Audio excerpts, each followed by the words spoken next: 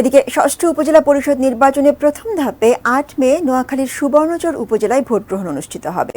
Chairman পদে vote নিয়ে দুই প্রতিদ্বন্দ্বী প্রার্থীরা চালাচ্ছেন শেষ মুহূর্তের প্রচারণা। সুবর্ণচর উপজেলার চর ওয়াবদা ইউনিয়নের গোয়াইল্লা লাগু থেকে বিস্তারিত জানাচ্ছেন আমাদের প্রতিনিধি ফয়জুল ইসলাম জাহান। প্রথম ধাপে আগামী ৮ মে নোয়াখালী সুবর্ণচর উপজেলা পরিষদ নির্বাচনে ভোট গ্রহণ অনুষ্ঠিত হবে।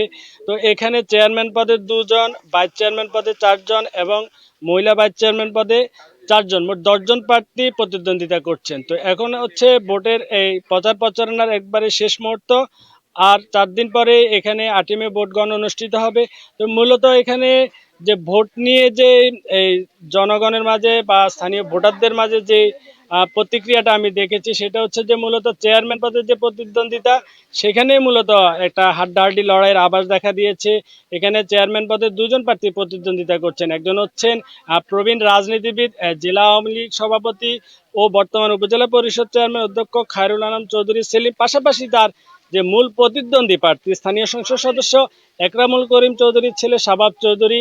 তো এখানে শাবাব চৌধুরী আনারস প্রতীক নিয়ে প্রতিদ্বন্দ্বিতা করছেন, আর অধ্যক্ষ খায়রুল আলম চৌধুরী দোয়াত কলম প্রতীকে প্রতিদ্বন্দ্বিতা করছেন। তো এই যে প্রবীণ এবং নবীনের যে এই রাজনীতির মাঠে, ভোটের মাঠে যে এক ধরনের প্রতিদ্বন্দ্বিতা, এই প্রতিদ্বন্দ্বিতাকে কেন্দ্র করে এখানে ভোটের উৎসব জমে উঠেছে। ভোটের প্রচারণা স্থানীয়দের মাঝে এক ধরনের উৎসাহ বিরাজ করছে যে ৮ মে কি হতে যাচ্ছে।